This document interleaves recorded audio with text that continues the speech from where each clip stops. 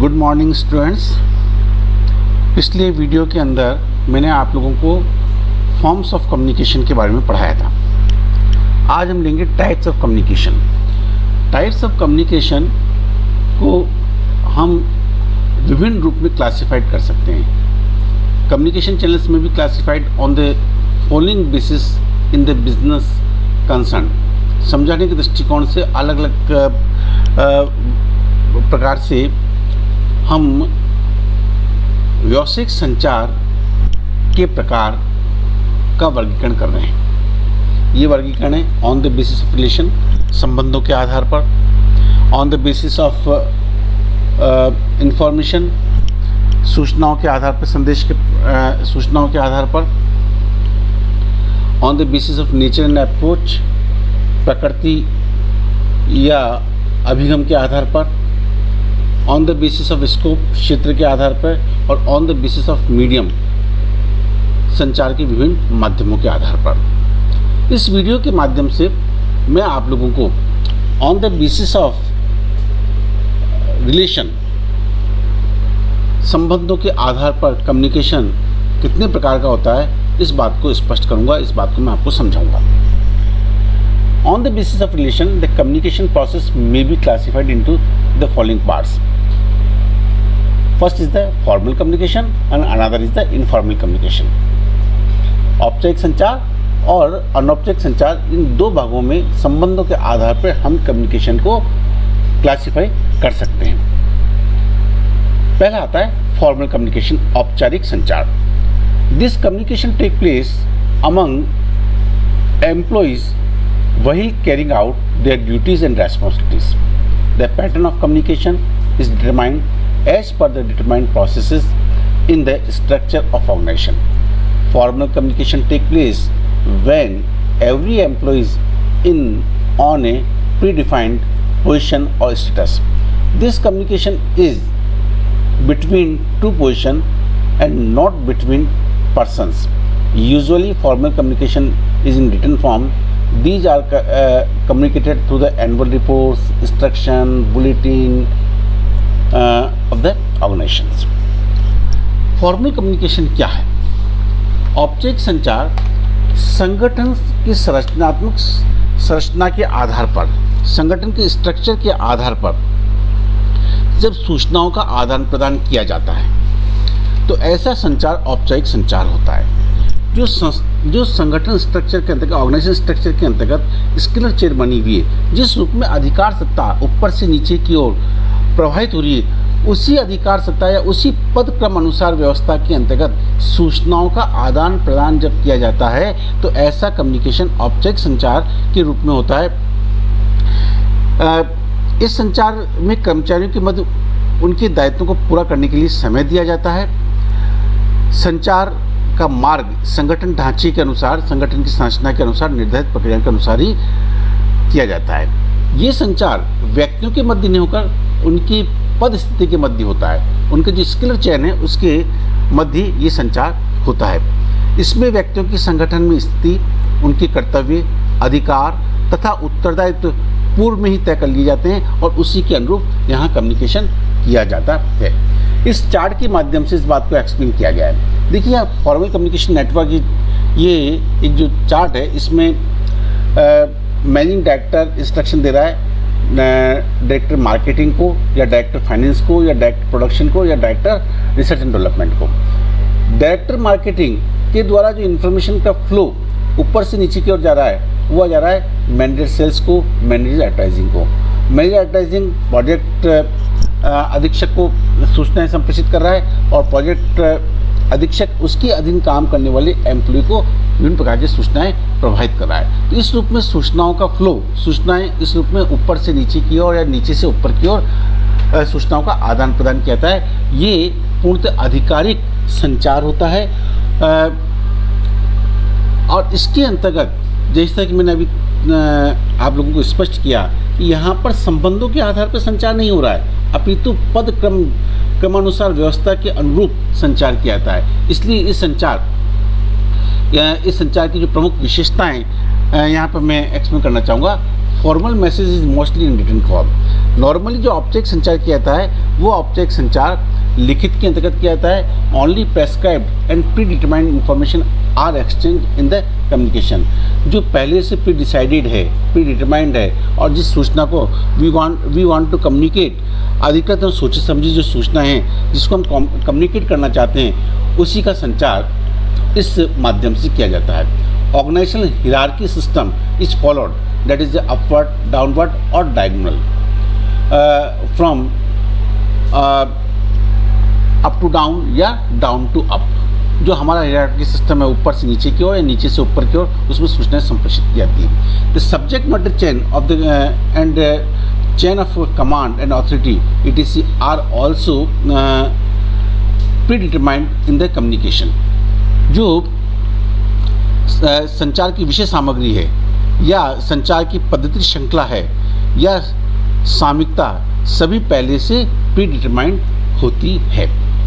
अब प्रश्न उठता है कि फॉर्मल कम्युनिकेशन के एडवांटेज क्या हैं। देखिए, फॉर्मल कम्युनिकेशन का ऑर्गेनाइजेशन के अंतर्गत सबसे बड़ा एडवांटेज है यूनिटी ऑफ कमांड, आदेश की एकता। इसके अंतर्गत कम्युनिकेशन कहाँ से प्रभावित हुआ, किस व्यक्ति को हमने कम्युनिकेट किया, तो व्यक्ति की जिम्मेदारी को इसमें ठहराया जा सकता है। आदेश की एकता इसके माध्यम से रहती है, तो किसी प्रकार की कन्फ्यूजन की स्थिति इसमें नहीं रहेगी। दूसरा, ये साउंड एंड प्रॉपर कम्युनिकेशन, उचित एवं प्रभावशाली ये संचार का माध्यम है। आदेश की एकता तो कायम रहती है, तब भिन्न भिन्न आदेश और निर्देशों में तालमेल भी इसके माध्यम से बैठाया जा सकता है। इसलिए किसी प्रकार का कन्फ्यूजन या लेक ऑफ कम्युनिकेशन की संभावना इस कम्युनिकेशन मेथड के अंतर्गत नहीं रहता है। देन आता है डेफिनेट एंड डेलिब्रेट कम्युनिकेशन। निश्चित और नियोजित संचार इसके अंतर्गत किया जाता है, क्योंकि पहले से प्री डिटरमाइंड इंफॉर्मेशन को एक्सचेंज की जाती है, तो निश्चित रूप से ये बेनिफिट भी हमें प्राप्त होता है। और फिर आता है कंट्रोलेबल कम्युनिकेशन। संचार नियंत्रित है, हम इसको चाहें जिस रूप में इसको नियंत्रित कर सकते हैं। संचार की दिशा, प्रकृति, गति पर संस्था के प्रबंधकों का या संचार करने वाले संप्रेषक का पूर्ण रूप से नियंत्रण होता है। इसी प्रकार से इस संचार के अंतर्गत विभिन्न प्रकार की सूचना का जो सोर्स ऑफ इंफॉर्मेशन है, उसकी जानकारी भी प्रदान की जा सकती है। और साथ ही ये एविडेंस के रूप में, फ्यूचर एविडेंस, चूँकि ये रिटन कम्युनिकेशन होता है, तो फ्यूचर एविडेंस के रूप में भी इस संचार को रखा जा सकता है। ये इसके एडवांटेज हैं। अब प्रश्न उठता है, what is the disadvantage of formal communication. तो देखिए, डिसएडवांटेज ऑफ फॉर्मल कम्युनिकेशन में सबसे पहली बात है सूचनाओं का निरूपण, अर्थात सूचनाएं जितने हाथों से गुजरेगी, उसका मतलब है सूचनाएं ज़्यादा नष्ट होंगी, सूचनाएं ज़्यादा अपना रूप बदलेंगी, क्योंकि प्रत्येक व्यक्ति अपने हिसाब से उस सूचना या उस प्रकार के उस मैसेज में परिवर्तन कर देता है। तो डिटोरेशन ऑफ द इंफॉर्मेशन इसके माध्यम से होती है। Delay and filtering of information.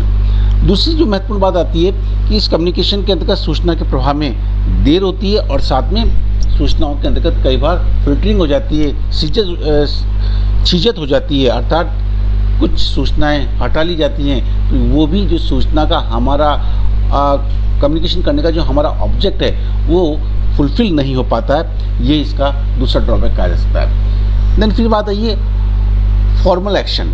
Formal action का मतलब क्या हो गया कि औपचारिक सूचना संगठन के ढांचे के अनुरूप आगे पीछे बढ़ती है, जिसके कारण सहजता नहीं रह पाती है, जिसके कारण कार्यकारी अधिकारी की कार्रवाई बढ़ जाती है, और उसमें इंफॉर्मेशन को या मैसेज को के आदान प्रदान करने के अंतर्गत उत्साह का भी अभाव होता है।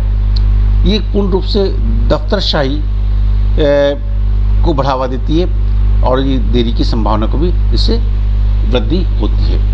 Increase in workload of higher manager, चूँकि पद क्रमानुसार व्यवस्था, स्किलर चयन के अनुसार कम्युनिकेशन किया जा रहा है, तो हर स्टेज पे कम्युनिकेशन आ रहा है, अधिकारी को उसको आगे निचले स्तर पर प्रभावित करना पड़ता है। तो अधिकारी को अपने कार्य के साथ साथ में ये इन्फॉर्मेशन को आगे पहुंचाने का कार्य भी, आगे ऊपर या नीचे पहुंचाने का कार्य भी करना पड़ता है, जिसके कारण हमारे जो मैनेजर्स हैं, प्रबंधक हैं, उनके कार्यभार के अंतर्गत भी वृद्धि हो जाती है। कई बार स्थिति संबंधी अवरोध, स्टेटस बैरियर भी उत्पन्न हो जाता है।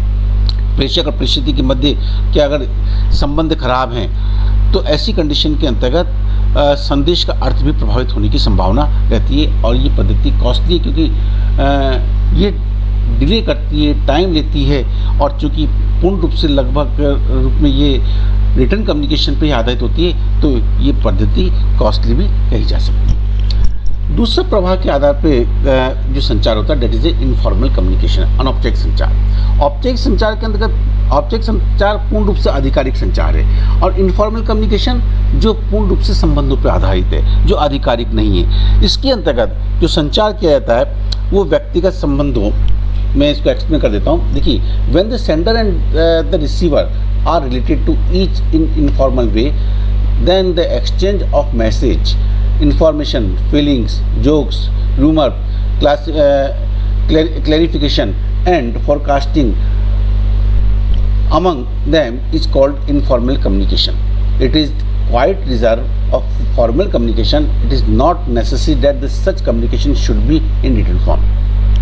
औपचारिक संचार होता है वो अनौपचारिक संचार जो होता है वो औपचारिक संचारों से ठीक विपरीत प्रकृति का होता है। यहाँ पर संचार अनौपचारिक संबंधों के निर्माण, व्यक्तिगत एवं सामाजिक संबंध, भावनाओं, धर्म, क्षेत्र, भाषा, जाति, रीति रिवाज, पसंद नापसंद, मान्यता आदि के आधार पर होता है। ये किसी निश्चित विधि या नियम या नीति से बंधे हुए नहीं होते हैं, और न ही संगठन संरचना पर ये आधारित होते हैं। संगठन चार्ट के द्वारा जो औपचारिक मार्ग निर्धारित होते हैं उसके अनुरूप ये संचार नहीं किए जाते हैं। ये कम्युनिकेशन, इनफॉर्मल कम्युनिकेशन का चार्ट यहाँ पर आप लोगों को बताया जा रहा है कि मैनेजिंग डायरेक्टर संचार दे रहा है, डायरेक्टर फाइनेंस, डायरेक्टर मार्केटिंग से संचार कर रहा है, या director marketing direct production manager से संचार कर रहा है। इसी प्रकार मैनेजर प्रोडक्शन मैनेजर से संचार कर रहा है। इस रूप में बिना किसी संगठन चार्ट की पद क्रमानुसार व्यवस्था के संचार हो रहा है। और ये संचार क्यों हो रहा है? जो हमारे पर्सनल रिलेशंस हैं,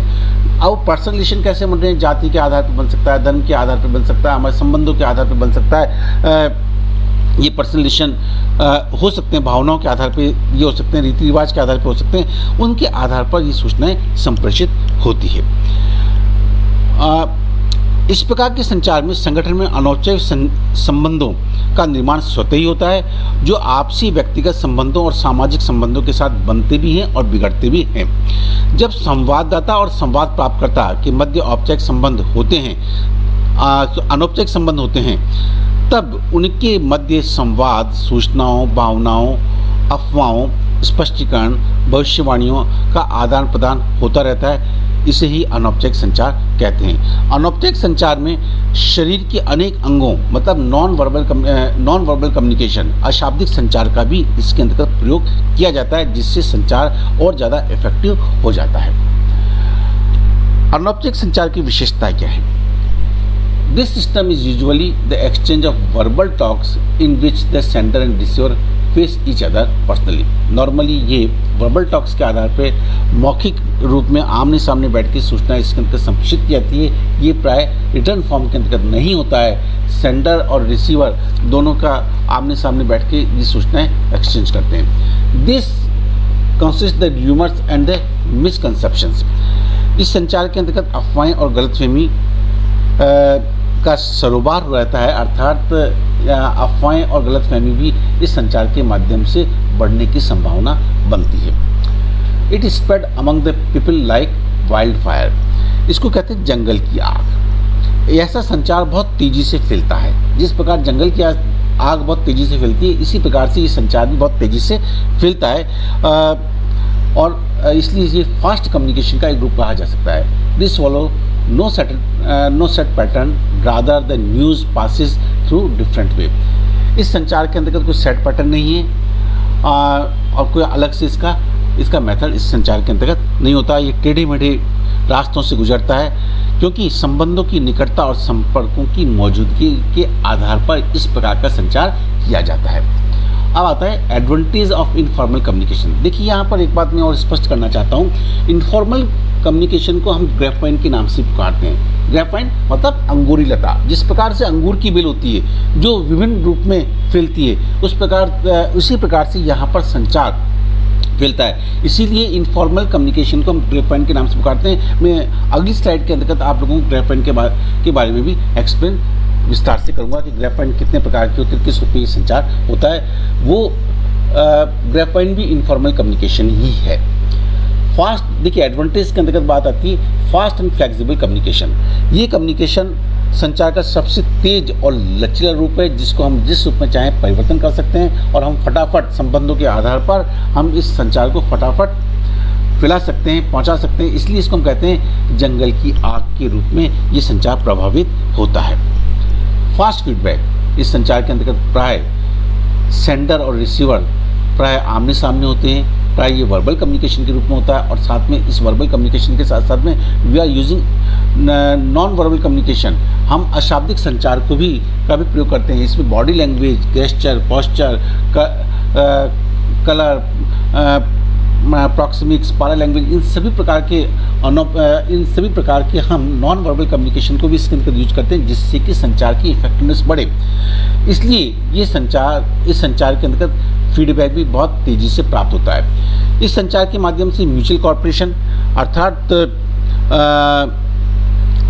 व्यक्तियों के मध्य आपसी सहयोग इस संचार के माध्यम से बढ़ता है, क्योंकि ये संचार संबंधों के आधार पर होता है। इसलिए ये संचार ज़्यादा इफेक्टिव होता है। इस संचार का प्रभाव ज़्यादा अच्छा कार्य करने वाले व्यक्तियों के मध्य, या संचार जिन व्यक्तियों के बीच में संप्रेषित किया जा रहा है उनके मध्य होता है। अब डिसएडवांटेज में क्या है? स्प्रेड, मिसअंडरस्टैंडिंग, कई बार ये गलत फहमियों को जन्म देता है। इसलिए हमने कहा था कि इस संचार को हम अफवाहों की मील के नाम से भी पुकारते हैं। इस संचार के अंतर्गत क्या होता है? ये अफवाहों की मील है। इसमें अफवाहें उत्पन्न हो जाती है, क्योंकि ये किसी फॉर्मल तरीके से कम्युनिकेट नहीं किया जा रहा है, ये रिलेशन के आधार पर किया जा रहा है। कई बार गप भी इस संचार के माध्यम से बढ़ती है। अनऑर्गेनाइज्ड कम्युनिकेशन, इस कम्युनिकेशन के अंतर्गत ये असंगठित संचार है। कोई पहले से पूर्व निर्धारित इसके मार्ग नहीं होते हैं, तो ये अनऑर्गेनाइज्ड होता है। पहले से प्री डिसाइडेड इसके अंतर्गत मैसेज को कम्युनिकेट नहीं किया जाता है, इसलिए इसको हम कहते हैं इट इज़ अनऑर्गेनाइज्ड कम्युनिकेशन। और अनऑर्गेनाइज्ड कम्युनिकेशन के अंतर्गत कई बार संचार मिसकम्युनिकेशन के रूप में कन्वर्ट हो सकता है, अर्थात भ्रमित हो सकता है। संचार में विभिन्न प्रकार की बाधाएं उत्पन्न हो सकती है। और फिर आता है डिफिकल्ट टू कंट्रोल। अब डिफिकल्ट टू कंट्रोल, देखिए ऑब्जेक्ट संचार के अंतर्गत चूंकि पद क्रमानुसार व्यवस्था के अनुरूप, संगठन चार्ट के अनुरूप संचार को संप्रेषित किया जा रहा है, तो वहाँ पर कंट्रोल करना बहुत आसान है। किंतु यहाँ पर संचार इस रूप में फैलता है जिस प्रकार जंगल की आग फैलती है, जिस प्रकार से अंगूर की बेल फैलती है, उस रूप में यहाँ पे कम्युनिकेशन फैलता है। इसलिए इस संचार को कंट्रोल करना, एक बार संचार हो जाता है तो उसको कंट्रोल करने में दिक्कत आती है। ग्रेफाइन के बारे में आपको मैं एक्सप्लेन करना चाहता हूँ। Informal communication is also known as grapevine. अभी मैंने तो कुछ देर पहले ही आप लोगों को ये बात एक्सप्लेन की है। हैविंग नो बिगनिंग और एंड, ये कहाँ से शुरू हुआ कहाँ खत्म हुआ इसके बारे में कोई जानकारी नहीं। This is basically a channel of horizontal communication in which people working at the same level और the hierarchy communicate with each other with perfect easy। देखिए इस संचार के अंतर्गत सूचनाएं हॉरिजॉन्टल रूप में संप्रेषित होती है। सूचनाएं किस रूप में चल रही है? कार्य करने वाले व्यक्तियों के मध्य सूचनाएं होती है, किंतु वो रिलेशन के आधार पर ये सूचनाएं संप्रेषित होती है। इसके अंतर्गत कोई हिरार्की सिस्टम पहले से प्री डिसाइडेड नहीं होता है। लुइस एलन ने ग्रेफाइन के लिखा है कि graphene is the horizontal communication which is directed to those persons who are associated with informal communication system। Graphene एक समस्तरीय संचार माध्यम है जो कि एक ही स्तर पर कार्य करने वाले उन व्यक्तियों से संबंध रखता है जो अनौपचारिक प्रणाली को अपनाए हुए होते हैं। ग्रेफाइन के 4 प्रकार बतलाए गए हैं। एकल आधार पर, सिंगल स्टैंड चैन। अब आप देखिए इस चित्र के अंतर्गत यहाँ पर जो ग्रेफाइन हो रहा है, a person communicate the message in chain, that is A communication flow in straight line. The person's getting message passes in the future communication flow from top to bottom as shown। ये single stand, इसमें ऊपर से नीचे की ओर संचार या नीचे से ऊपर की ओर संचार होता है। एक सिंगल लाइन के रूप में संचार होता है। ये संचार अगर ग्रेफाइन में होता है तो ऐसी कंडीशन के अंतर्गत इस संचार को हम फिर भी कंट्रोल कर सकते हैं। ये संचार का ग्रेफाइन का एक ये सिंपल और साधारण तरीका है। दूसरा आता है गॉसिप चेन, गपशप श्रृंखला। गपशप श्रृंखला के अंतर्गत देखिए श्रृंखला एक व्यक्ति के द्वारा बिना चयन किए हुए सभी व्यक्तियों को इसके अंतर्गत संदेश पहुंचाया है। Message can be given to any person और on a non-stop basis, the source of message becomes hard to determine in the types of graphene. देखिए A के द्वारा B को, C को, D को, E को, F, G, H को सभी को सूचनाएं संप्रेषित कर दी गई। ये गॉसिप चेन के रूप में संचार हो सकता है। तीसरा था प्रोबेबिलिटी चेन, जिसको हम बोलते हैं प्रायिकता संचार। अब इस the information is passed from the one person to other person randomly. Sender is particularly interested in any person. देखिए इसमें सूचनाएं जो संप्रेषित हो रही है, ए ने डी को दिया, डी ने एफ को दिया, एफ ने या डी ने एफ और ई को दे दिया। इसी प्रकार से ए बी और सी को भी कम्युनिकेट कर रहा है, जी को कम्युनिकेट कर रहा है, जी आगे उसको एच को कम्युनिकेट कर रहा है, एच को आगे आई को कम्युनिकेट कर रहा है। तो ये प्रोबेबिलिटी चेन है जिसके अंतर्गत एक व्यक्ति अन्य व्यक्तियों को अनियमित रूप से संदेश का आदान प्रदान करता है।